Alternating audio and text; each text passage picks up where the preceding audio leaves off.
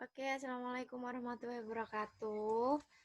Selamat pagi anak-anakku, semoga tetap sehat selalu ya. Hmm, Sebelum kita memulai pelajaran, alangkah baiknya kita berdoa menurut agama dan kepercayaan masing-masing. Berdoa mulai, berdoa selesai. Oke, berarti akan melanjutkan tentang bab yang kedua yaitu kontrasepsi. Nah, kontrasepsi ini kita memulai tentang apa sih kontrasepsi itu sebenarnya kalian itu sudah pernah mendengar ya, sudah pernah mendengar apa itu kata kontrasepsi. Nah, eh bentar. Nah, pengertian kontrasepsi sendiri ya, ini kontrasepsi sebenarnya itu tidak jarang orang hanya mendengar yang memakai kontrasepsi itu hanya wanita saja ya. Itu yang ada di masyarakat. Tetapi secara teori sebenarnya kontrasepsi itu juga ada yang digunakan untuk pria ya. Kita nanti bahas satu persatu ya. Apa sih itu kontrasepsi? Nah, kontrasepsi itu berasal dari kata kontra dan sepsi. Kontra itu artinya itu mencegah ya atau melawan ya. Kontra itu mencegah, kontraindikasi, kontra dikti dan kontra sebagainya. Nah, konsepsi artinya pembuahan. Jadinya pembuahan itu dicegah ya. Dengan demikian, arti dari kontrasepsi sendiri itu berarti adalah mencegah suatu pembuahan sel telur oleh spermatozoa ya. Jadi dihalang-halangi dia supaya tidak terjadi yang namanya kehamilan seperti itu ya. Oke, saya lanjutkan.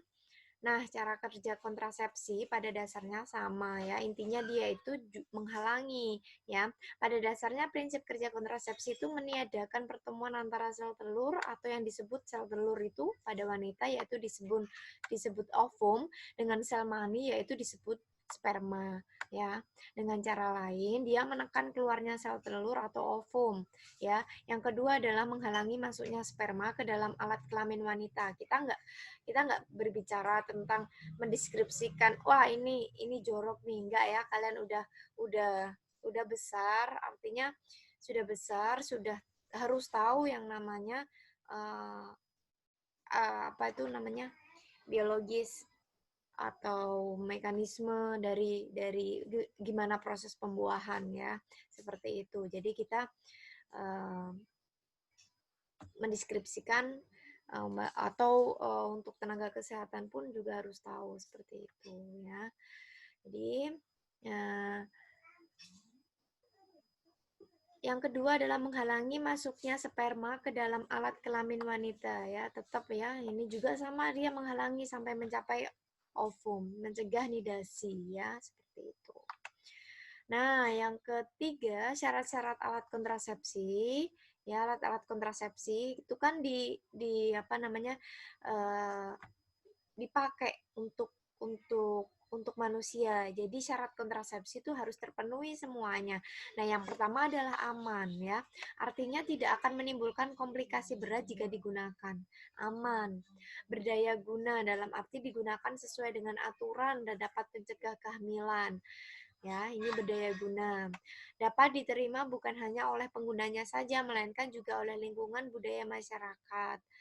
Terjangkau harganya ya, tidak boleh mahal-mahal ya. Bila penggunaan alat kontrasepsi tersebut dihentikan, penggunanya akan segera kembali ke suburannya. Jadi masuk di sini akan kembali ke proses aman ya. Jadi tidak ada side effect dalam dalam setelah tidak digunakan akan menimbulkan efek, itu tidak boleh ya. Jadi kita harus safety. Jika dia dihentikan secara tiba-tiba, maka tidak akan mengganggu proses kesuburan dari laki-laki maupun perempuannya, seperti itu ya. Nah, kontrasepsi berdasarkan sifat dibedakan menjadi dua, yaitu kontrasepsi yang bersifat permanen dan kontrasepsi yang bersifat non-permanen ya. Jadi ada dua sifat alat kontrasepsi, yang pertama permanen, yang kedua adalah non-permanen. Nah, kontrasepsi permanen ya yang biasanya ini yang sudah menopause ya, itu boleh digunakan untuk kontrasepsi permanen ya. Salah satu kontrasepsi permanen itu tubektomi. Itu biasanya pada wanita. Kalau pada pria itu disebut vasektomi ya. Jadi ada dua alat kontrasepsi ya. Yang pertama adalah tubektomi itu pada wanita dan vasektomi pada pria. Nah, untuk tubektomi ini sebenarnya itu kalau yang pada pria itu vasektomi itu seperti diikat dia ya. Jadi dia sudah tidak bisa pokok intinya dia diikat nanti ya untuk mekanisme kerjanya bagaimana. Nah, ini tubektomi ya, ini sterilisasi atau biasanya kalau masyarakat nggak steril. Nah, nggak steril itu artinya itu kalau pada wanita itu disebut tubektomi ya. Nah, tubektomi itu setiap tindakan pada kedua saluran telur wanita mengakibatkan wanita tersebut tidak akan mendapatkan keturunan lagi karena tadi dinamakan yang disterilisasi. Nah, sterilisasi ini bisa dilakukan juga pada pria ya, yang tadi di vasektomi.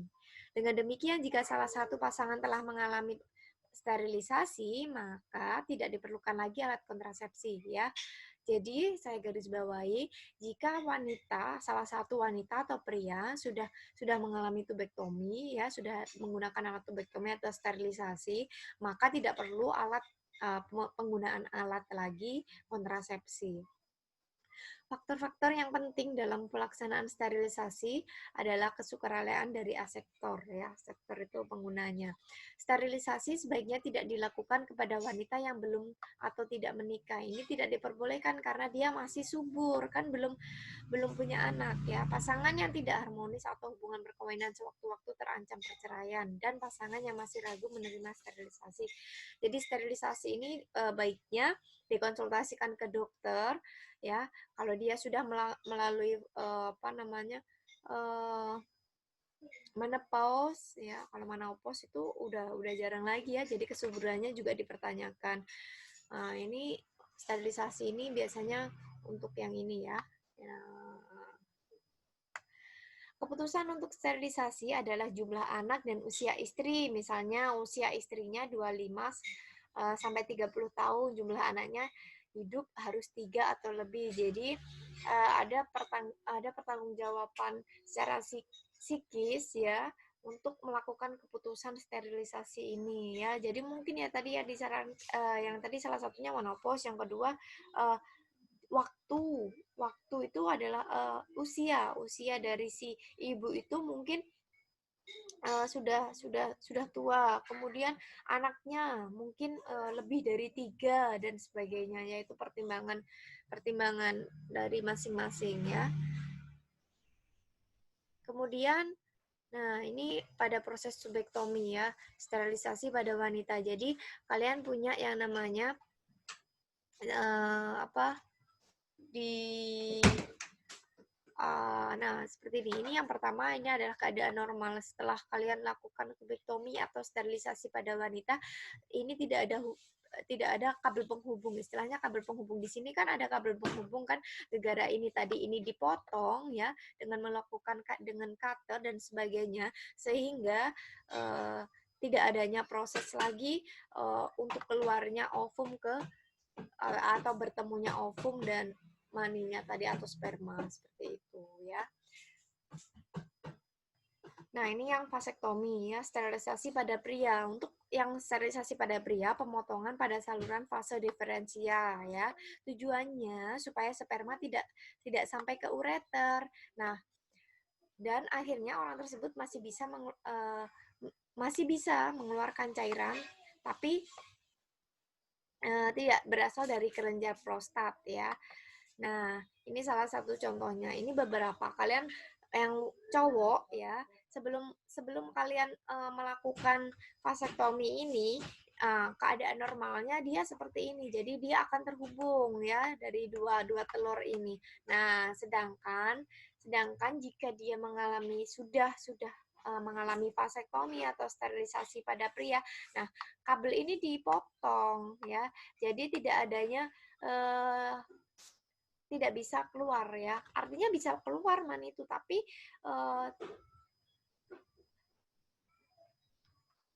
ya.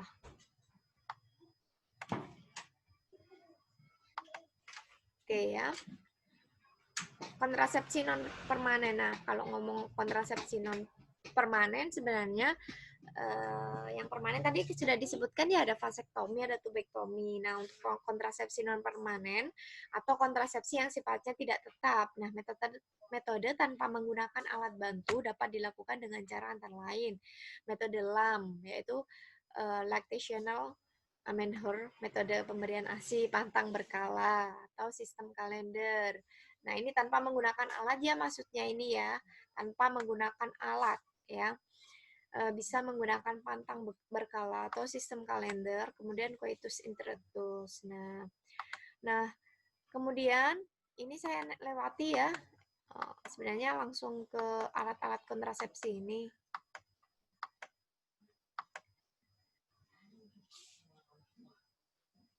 Sebentar. Nah, ini menggunakan alat bantu ya.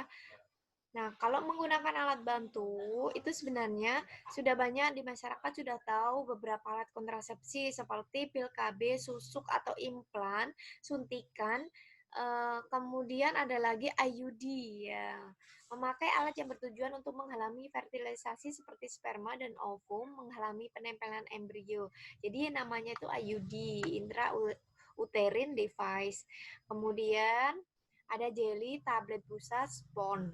Kemudian ada kondom. Jadi harus tahu ya beberapa hal. Sebenarnya kan ada berapa ya. Tadi ada pil KB ya, susuk atau implan, suntikan ya. Kita ke materi ini sebenarnya materi yang cukup menarik disimak ya. Karena ini biasanya sering sekali di masyarakat digunakan seperti itu ya. Ini salah satunya adalah pil KB. Nah, pil KB ini sebenarnya isinya adalah hormon yang sudah dijelaskan di kemarin, hormon-hormon ya. Nah, jenis pil dan pengertiannya. Mini pil, alat kontrasepsi jenis pil yang hanya mengandung hormon progesteron. Nah, ini yang mengkonsumsi berarti adalah wanitanya ya. Pil ini cocok untuk ibu menyusui. Kemudian ada pil kombinasi, alat kontrasepsi yang mengandung hormon estrogen dan progesteron. Ini juga sama yang yang mengkonsumsi juga wanitanya. Pil ini mempunyai tingkat keberhasilan yang tinggi 99% bila digunakan dengan tepat dan secara teratur. Artinya ada cara atau prosedur atau SOP untuk meminum pil KB ini. Jadi nggak sembarangan kita meminum pil KB atau 2 kali sehari, nggak seperti itu ya. Jadi ada aturan pakainya, nanti kita jelaskan satu persatu. Nah, keuntungan pil KB ini, keuntungannya tidak mengganggu hubungan seksual ya. Kemudian kesuburan cepat kembali, membuat menstruasi teratur, mengurangi kram atau sakit saat menstruasi. Nah, kerugiannya bisa menambah atau mengurangi berat badan. Jika cocok, dia akan menambah berat badannya. Tapi kalau dia nggak cocok, maka mungkin dia akan kurus. Nah, seperti itu karena dia sifatnya hormonal di dalam tubuh ya. Kemudian kerugiannya harus selalu mengingat-ingat pil KB. Artinya apa yang tadi sudah disebutkan, pil KB ini tidak serta-merta kalian minum gitu aja ya. Jadi ada aturan pakai di situ. Minumnya berapa kali. Kemudian tidak bisa mencegah PMS ya, atau mungkin PMS itu seperti apa ya, naik turunnya emosi kayak gitu ya, PMS. Oke. Nah, ini efek samping dari pil KB ya. Biasanya pendarahan di luar haid, bisa mual ya, karena dia itu ya, kalau nggak cocok dia mual, bercak hitam di pipi karena adanya proses hiperpigmentasi karena kebanyakan hormon di situ, jerawat, mungkin penyakit jamur dan liang vagina jika tidak terjaga ya, tidak terjaga kebersihannya. Kemudian nyeri kepala, penambahan berat badan, spotting itu seperti bercak darah jika tidak cocok, tidak bercak darah ya. Kemudian amenorrhea, tidak mendatangkan head. Jadi ada yang headnya itu teratur, tapi terjadi juga efek samping yang lain mungkin yang timbul, itu amenorrhea. Oke, dari sini dulu. Nanti kita lanjutkan di alat kontrasepsi berikutnya ya. Nanti kita bahas ke cara pakainya ya, dan ke alat kontrasepsi berikutnya. Oke, terima kasih. Untuk jangan lupa untuk absensi, link absensi saya letakkan di komen Facebook kalian. Kemudian tokennya saya share di sini. Untuk tokennya silahkan kalian klik Akira 1234 untuk token absensi Akira 1234 AKIRA 1234 kecil semuanya ya. Terima kasih, semoga ilmunya bermanfaat. Saya akhiri dulu. Wassalamualaikum warahmatullahi wabarakatuh.